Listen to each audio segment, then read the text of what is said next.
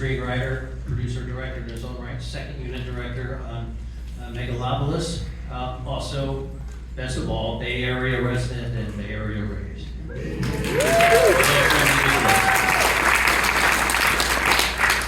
First, before we get into it, we will have a little bit of a discussion and some audience questions. But first, I want to ask the audience, how many of you have seen Megalopolis? All right, a pretty good number, more than I would have thought, because it's a hard movie to see, really. It's on home video and so forth, as you know. How many people were at the Palace of Fine Arts? I believe it was August 1st. I was there too. It was a great evening. I was in Roman, two questions right off the top of my head. One, would you ever work with Shia LaBeouf again? I had a good experience with him. He's very colorful, he speaks his mind, but I found him to be totally committed, very likable, so I would. Oh, interesting. And secondly, do you have Aubrey Plaza's phone number? I wish. I have worked with her on other projects in the past, and she's as wonderful as she seems. Yeah, I thought she was terrific in the movie and terrific in this movie. Very much so. Yeah. First, Roman, let's go back kind of 4 decades. I mean, this project, you probably heard about this for 2/3 of your life because it's been around for 4 decades. Just kind of talk about the development of Megalopolis from your point of view. And did you ever think it was going to be made? And what was the experience like? Kind of a 3-part question. Well, my first exposure to the project was after high school. So I graduated in '83. I'm 60 now. And my summer job that year after graduating was to ingest imagery into this laser disc drive. In fact, in the clip of them behind the scenes of One from the Heart, in what they call the war room, this kind of big room with all the storyboards, there's an old classic now laserdisc writable disc, very exotic at the time. In any case, that was my summer job. I had an animation stand, we had these books, and so I'd take a picture of the Chrysler building, put it under the animation stand, focus, take a still. Now, of course, all these things that are at our fingertips. So that was my first experience. And, I've always been supportive. I never doubted that it would happen. And he would take, he would write a script, put it aside, we were reading, work on something else. So it was not 40 years of toil, but it was always something he turned to. And when he decided to do it, we were all delighted that now he had a chance to do this epic work that he had been dreaming about. Now, you weren't, this is not the first time you've been in a making of a Francis Ford Coppola movie. You were, of course, in Hearts of Darkness as, I don't know, you were 11 or 12 or something around there? About that age, yeah. And compare your feelings being on that set and in that film versus, quite a different Megalopolis, Megadoc. Yeah, it's very hard to compare, as in life you have these experiences, especially when you're a kid, and it may seem exotic looking back, and it is. I do remember being on Apocalypse Now, and they're blowing stuff up and riding in helicopters, so it's quite exotic. But as a kid, you just take in the environment. But that same characteristic we see in my dad, this sense of play and a sense of daring, has been sort of who he's been. So it feels like a line of continuity. But I should mention my first significant job in the movie business was doing the second for Dracula, Bram Stoker's Dracula, and that was something we worked side by side, and we had it was a sort of companion unit. We did.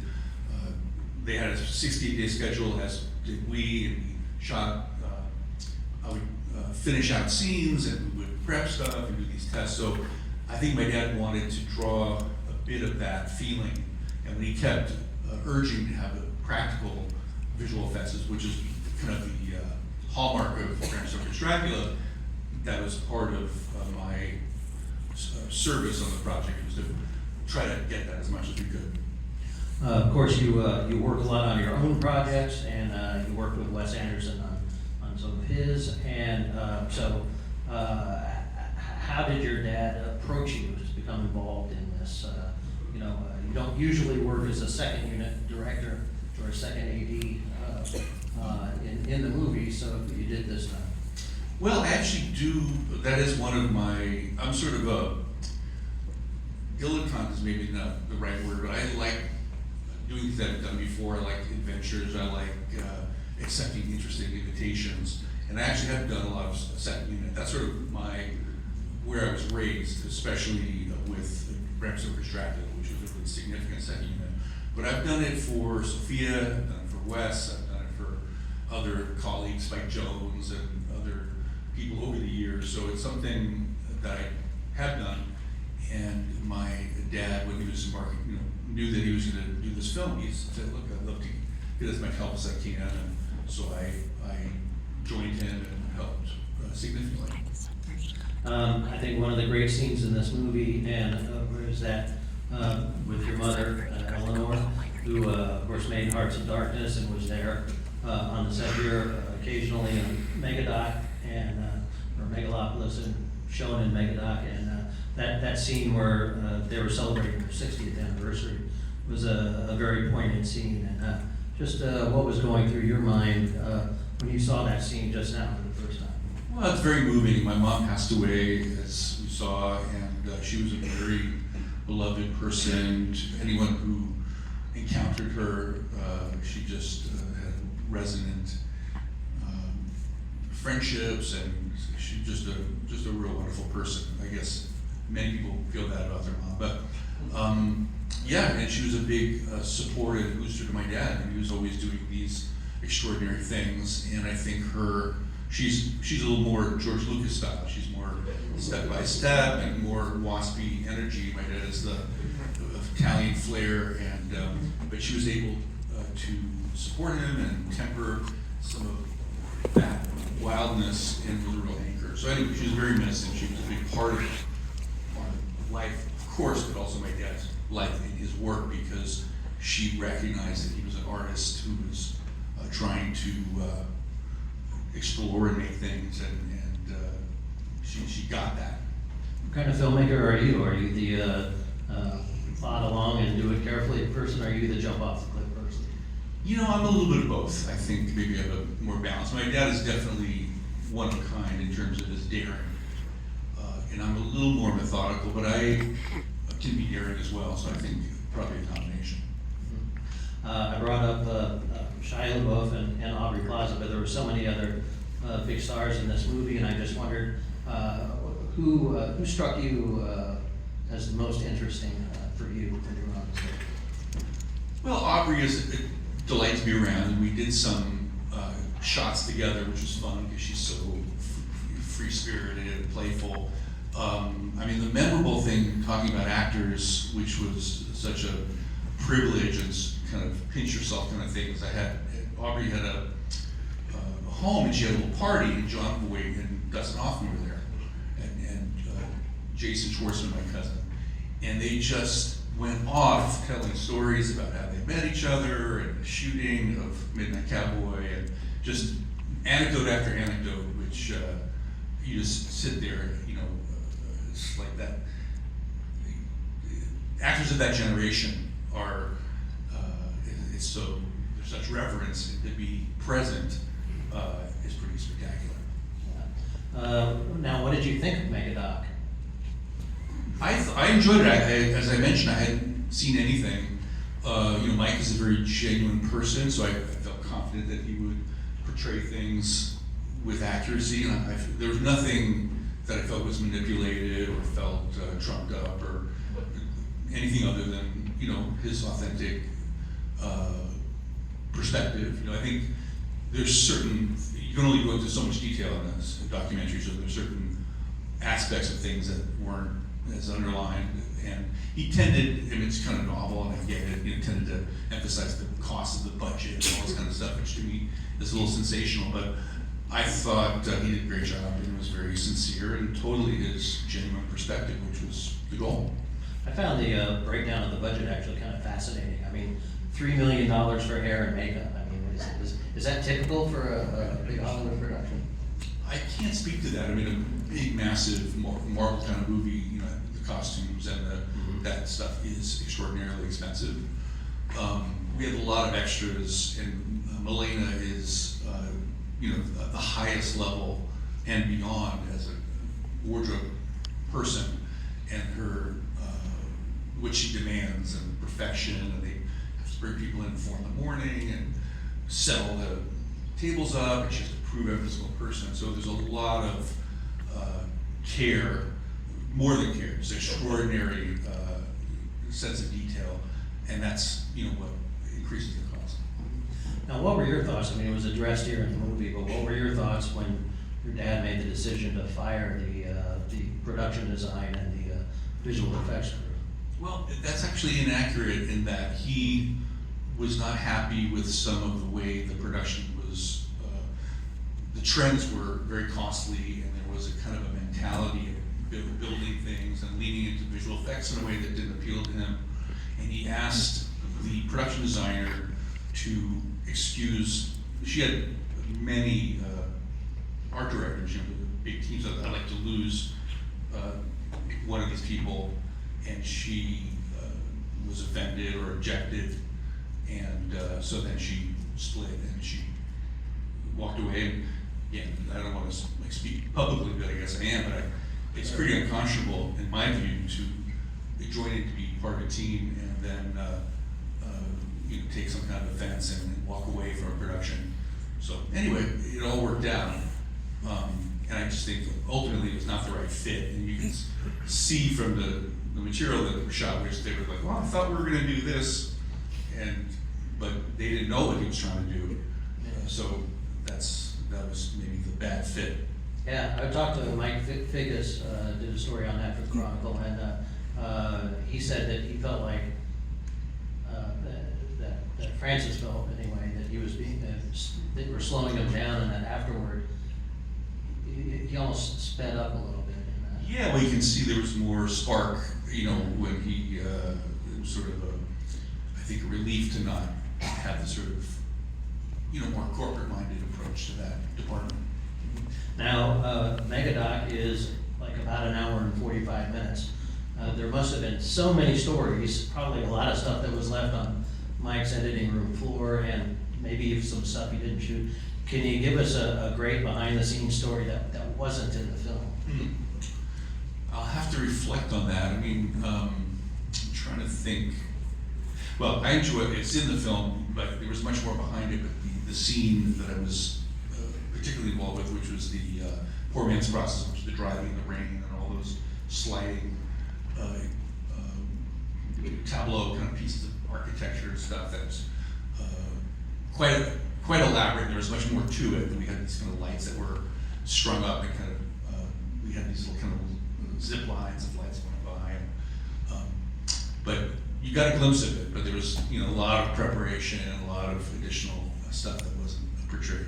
But let me think on that and see if something comes to my mind. Maybe even a different way to ask it, or a slightly different question, but kind of along the same vein, is was there a moment on the set during this entire shoot where you looked at your dad and you were like, the old man still got it, you know, or something? Yeah, I mean, I'm a supportive person. I'm there to be helpful and to, you know, you know, sometimes he gets frustrated, you try to soothe him or be supportive. But yeah, I was, you know, we were all proud of, you know, my dad has had a lot of accolades and had a lot of achievements and stuff, and where he's at is just to keep inquiring and trying things. And so myself and my mom and my sister, you know, we're all like delighted that he's the kind of person that's just got that kind of verve to just be exploring. And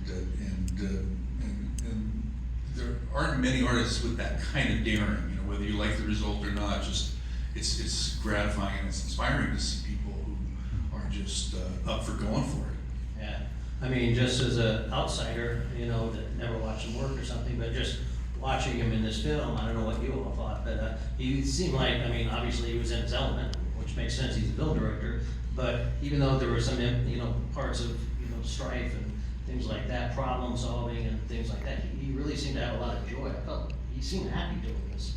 Well, that's what he said, is that I want to have fun, and I think, you know, he had his stresses, but ultimately, when it clicked, and, so, you know, certain people, like Adam Driver in particular, was really dedicated, and I know that they really, he appreciated what he brought, and many of the actors, as you can see.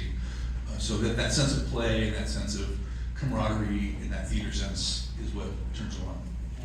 Well, just a couple more questions, and then we'll just have a few minutes of audience questions. But one is, what is your favorite Francis Ford Coppola film? Your personal favorite? You know, it's been asked of me, and I admire many of them, but Rumblefish is a particular favorite. And it's, you know, fans who dig it. You know, it's not such an obvious thing, but yeah, it's that. And I was 17 when we shot that, and I helped on the film, and it was the experience of the filming was extraordinary, and the film's extraordinary, so that would be the one. Okay, and just tell me, what is your, what project is your father working on now, and what project are you working on now, Roman? My dad is actually in Rome, and he's getting ready to shoot something in like 6 weeks or 2 months in Italy. And I don't feel it's my place to, and it's probably online, it's probably public knowledge, but it's an adaptation of a book that he's excited to make. And I think, you know, the experience making Megalopolis was, you know, had a certain kind of draining component of this massive production, and he's going back to basics, where he has a smaller crew, it's a smaller budget, kind of get back into that other mode. So I think he's in a good mood, and he's excited. I may help a bit with the second unit, and he's inspired to problem solve as ever. It has, like, every film always has a challenge, like how do you portray, it's a period film, so how do you portray that it may be, take place in the past, and without spending a lot of money on cars and visual effects. So he's thinking of some clever ideas. It's a little more expressionistic or stylized to do some of these things. So he's as energized as ever, so that's great.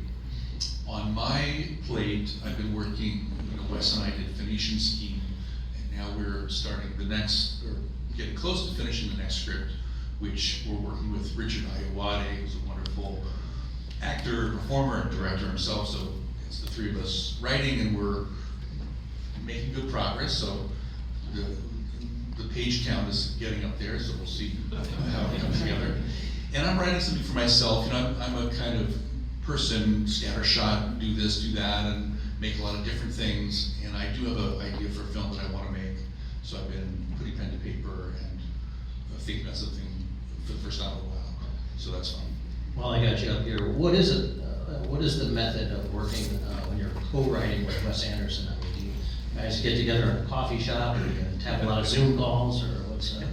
We've done it in different ways. You know, we've worked together now for 20 years, and so we've done it in a lot of different ways. And you know, often it's well, we try to get together whenever we can. Of course, you know, Wes has a dislike for traveling by plane, so wherever he tends to go, occasionally he'll fly to the U.S., but he lives in Europe. But we'll take trains around, or we'll take a bus around to travel. And I think travel is a particularly fertile setting to work. And so we'll travel by train, we'll have a meal, we'll stay at a hotel, and working is happening during that occasion. But we now, we have FaceTime calls and this type of thing. But interestingly now, the text has become such a prevalent way of communication. So I'll get a ding, like, how about this line? And ding. So we're doing texting.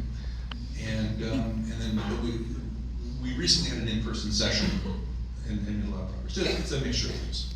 Yeah, okay. Well, we just have a few minutes left before we gotta clear the auditorium for the next show. And hopefully there's some questions for the audience. And I don't know if anyone around here is got a mic or something. I can walk around with the mic. And start with this gentleman right here. Thank you. Hi.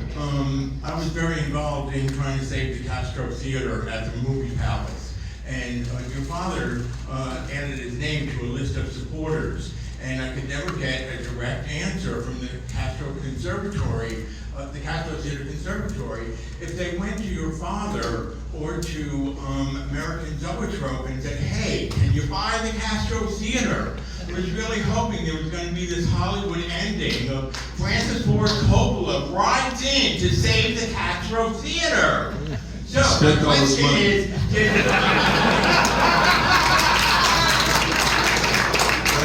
I can say, well, we all love the Castro Theater. What a palace and an extraordinary place. So were you ever approached to like maybe sublease it and program it, do anything to save the Castro Theater as a movie palace? I love the theater. When I heard about the change of designation, I wrote a letter to the mayor or whoever, so I totally support it, and I love that theater, its history, and so I'm with you on that.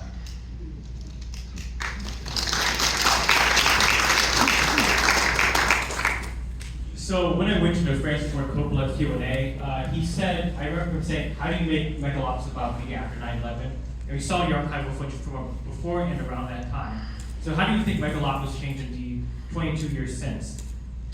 You know, I don't know if it came up, he must have mentioned, but he was preparing the film in a pretty serious way during 9/11, and he was filming these plates, meaning static shot, various shots of New York City as a sort of a beginning process.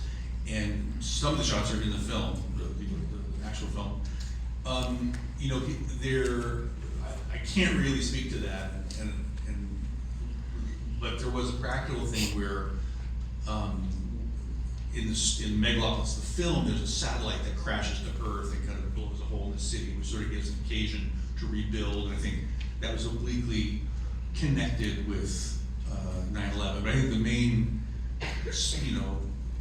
question of the film is, as a culture and as a society, what do we value, and how can we assertively, go in a direction that is more beneficial to more people, and anyway, that big hole in the ground is a sort of a symbolic thing of how something else could be rebuilt. Okay, time for a couple more. Anybody from the back? You, sir, land my way around here. This one? Yeah.